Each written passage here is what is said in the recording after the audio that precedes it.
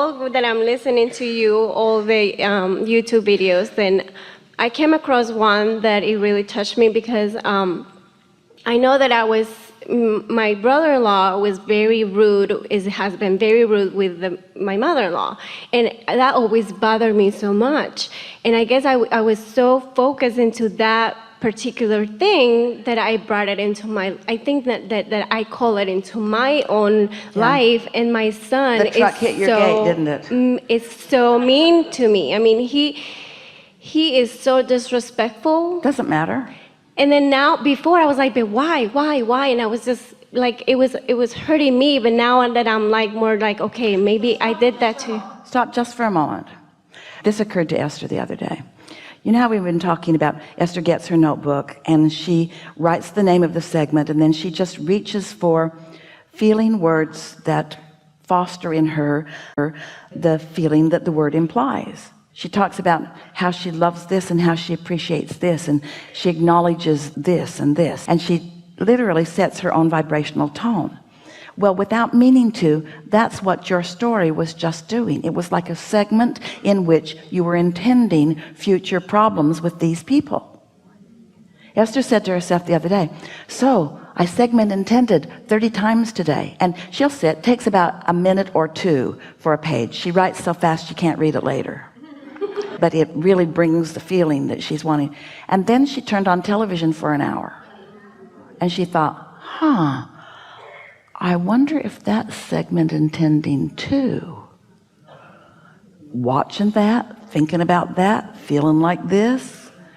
Interesting, isn't it? So when you tell the stories the way that feel good to you, you're segment intending. And the next experience you have with the subjects of that segment will feel good to you. But as you're noticing or remembering the injustices that have come to you, and in the conversation you are setting the tone of that, then isn't it logical that that's the disrespected person that you take into the next segment?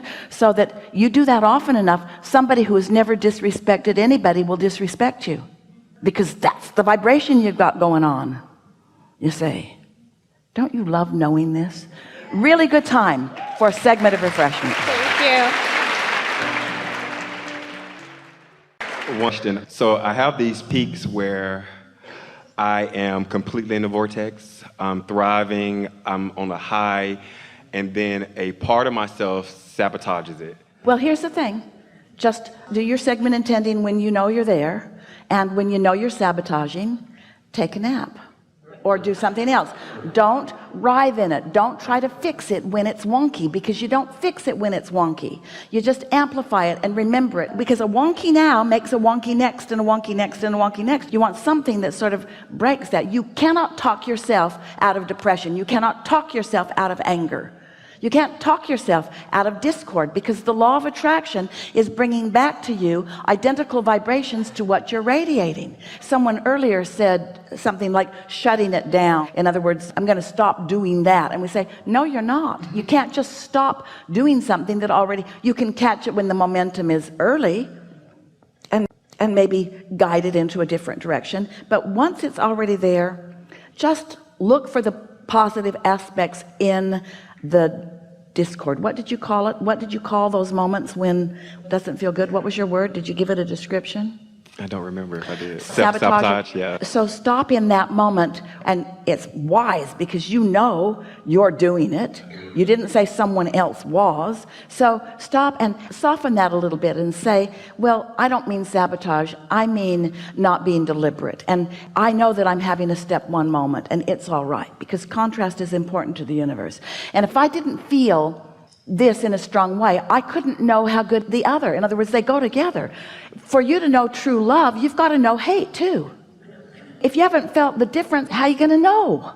If you put Novocaine in your hand and you touch the hot stove and you say, I don't know why everybody worries about a hot stove.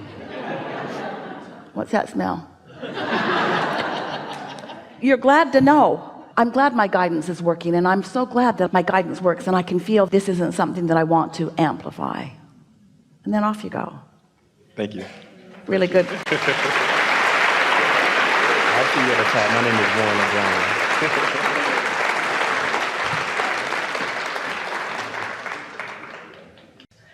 our time with you. We've loved our focus with you. We're appreciating who you are, and that are is a dynamic, ongoing thing. We love the inner being of you, and nothing thrills those like us, those like your inner beings, than you having a conscious connection with the energy of who you really are.